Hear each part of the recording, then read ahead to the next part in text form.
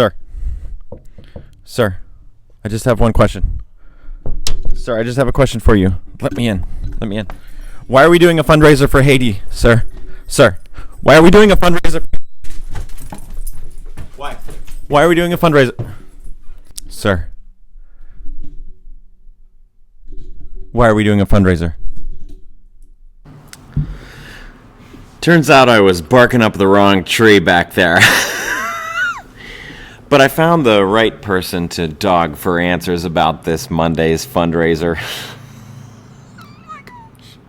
This Monday evening, it's kind of last minute, but we scraped together some really, really good stuff for you. We have our friend Jason Gamble coming up from Pittsburgh to play some awesome music. We have guest celebrity bartenders. I think we have 10 of them. And they are going to be pouring beer for you. $2 from every beer you drink and pay for is going to go toward this fundraiser. It's a good cause. Listen up to the interview afterwards, and you will hear all the details about our friend Ruben and why he is such a good, worthy person to donate some money to at this point. And we'll see you on Monday. I'm here with Dan Mock, our friend, somebody who's done a lot of awesome work on our buildings because he has an HVAC business here in Indiana, Eagle Air by name. There you go.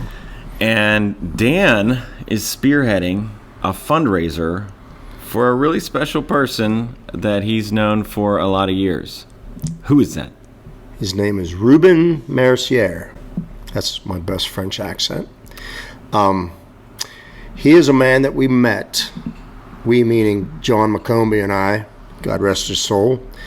We went to Haiti in August of 2013, and with the intentions of drilling a water well, and we did. And we went down there pretty blind. We had a name of this fella, Ruben, and we met him, and he helped us get the well drilled. And he was our driver. He's our translator. He is our supplier with anything we need there. He hooks us up with different contractors of things we're doing, and just a great all-around guy. So you've been going down to Haiti to a village. What's the village called? Caire. It's in northern. It's like in the mountains of Haiti in the north. Okay, it's near Cape Haitian. And you've been helping this village and drilled a water well for them. And it started out we drilled one well, Luke, and with the intentions of drilling more because we saw the reaction of the village people and how they loved having water close by. They didn't have to walk 2.5 miles anymore to get fresh water. And we thought we'd drill more wells as we had money. It took us 10 days down there when we drilled the first well, and we got to know all the village people, and especially the children who had never had their pictures taken. And we just became such good friends with them. And the day we were leaving, they chased us down the road in their bare feet on these sharp rocks. They didn't want us to leave, and I didn't look at John, and John didn't look at me because we both knew, that we both had tears in our eyes and running down our face. But so we said, you know what, they need a school. Why don't we both fell in love with this village. We said, they need a school, heck with drilling more water wells for now, so that's how it all started. And I remember the first night we were staying in this house. It was so hot we slept on the roof of the house. It was a flat roof under our mosquito nets.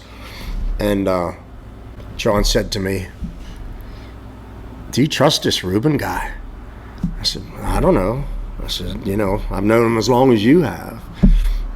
And I said, we don't have a whole lot of choice. I said, everything seems good so far, but when you don't know anybody and you're in what seemed like a faraway land, it's kind of nerve-wracking. So we've been trusting him since 2013, and you couldn't find a better person to help you. Like, we can't go to Haiti now with the COVID and everything, but when Ruben is there, if we send money for the village for food, he takes care of picking the food up, delivering it to the village, distributing it to the people in the village, and just taking care of all of that for us. And but he's in the States right now. He's on a travel visa. But he can't work legally because he's only on a travel visa. He's on a travel visa. Okay, gotcha. And so since he's been here, we were able to get him what's called a work permit. I took him to Monroeville about 3 weeks ago, and he got fingerprinted and all that stuff. So he has a work permit coming that will allow him to work a year at a time, and at the end of each year, he renews the permit.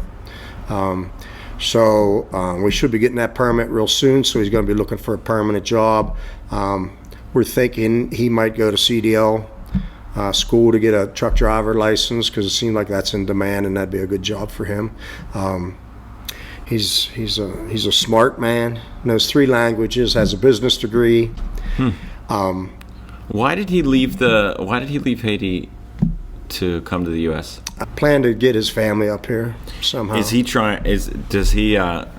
Do they need to get out of Haiti, or? Haiti is a terrible place now. Haiti It's always is a been a terrible bad place. It's so much worse now. The gangs has pretty much taken over the whole country. And he has a wife and a 7-year-old daughter, Akila. And he just recently adopted a 10-year-old girl, his daughter. And there aren't probably a whole lot of people in Haiti that need to take on another mouth to feed. And he's one of the most caring people I've ever met in my life. He's just an awesome guy. But anyhow, going back to your question, he's here making connections, and he wanted to get this work permit. And he's doing it all legally, which is very difficult.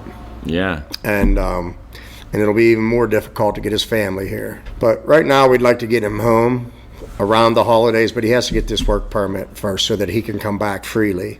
If he'd go back now, he couldn't come back for quite a while. So you're trying to raise some money to get Ruben back to Haiti to see his family for the holidays, but also to help him figure out the process of getting his family here. And it might take some money and legal help and an advocate. And is that the idea? Yes, pretty much all the help we can get.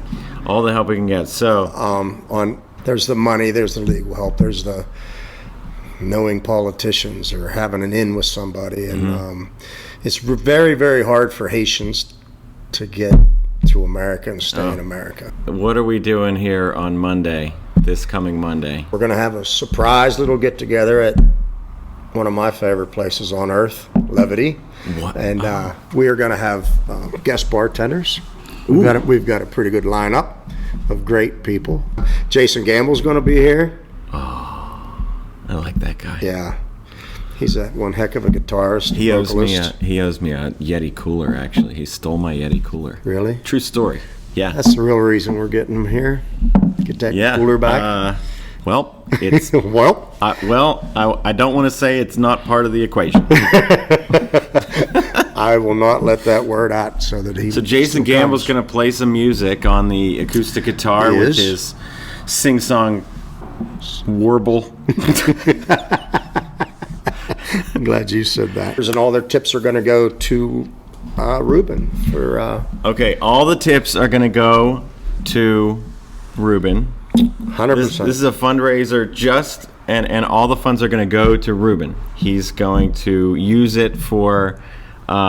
He just needs help. He's a human being in the United States of America right now, who's trying to leave a very, very difficult and bad environment in Haiti right now, and do the best for his family, out of a village that Dan has helped over the years. And a couple years ago, we had a fundraiser for Haiti and raised some money, and it was a big success. And we had a wonderful night, raised a lot of money, and that went straight to our school.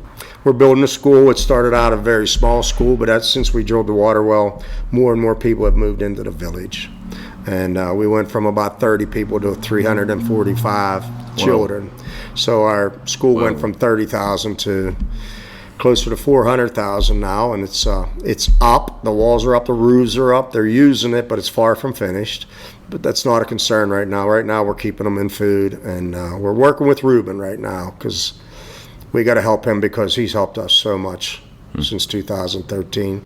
You just can't ask for a better human being, a more caring person, honest. And so he has an apartment in town, and I picked him up and one morning, and he says, "Oh, I really paid for it last night." And I said, "Really? What do you mean?" He says, "It was so cold. It was like 22 degrees that night outside." I said, turn the heat on. I don't think there is any heat, he tells me. I said, well, we'll look at the end of the day. I said, we'll go in and see what's going on. And I took all these electric heaters and stuff with me. And I go in, and there's 5 thermostats on the wall, and they were all turned down to 0. So he went through the whole night not knowing that those were thermostats and that he had heat at his fingertips, but instead he laid shivering all night long. But where would he have ever seen a thermostat? When you think about it. He's probably never seen a thermostat before. Yeah. Crazy. Yeah. It's a different world. It's a different life. World. And he just wants it better for himself and his family, and you can't blame him. Yeah. But he's always going to go back to Haiti as our liaison, because we could not do our projects down there without him. Yeah. So Monday night, this coming Monday night, what's the date? 5 o'clock on the 20th. 20th. Keeping with true nepotism, my son Danny will have his taco truck here. Oh, Danny's Tacos? All right, so that's Monday. We're kicking things off at 5 o'clock. 5 o'clock. We're kicking things off. You should come here more often. I should. They tell me it's a nice place they tell me the nachos are great. Monday at 5 o'clock. Things are kicking off. 5 o'clock till 9 o'clock. Come see your favorite bartender. Jason Gamble. Guest bartenders. I think the list is about 10 people long, and it'll surely be a good time. And drink a couple beers. Cheers.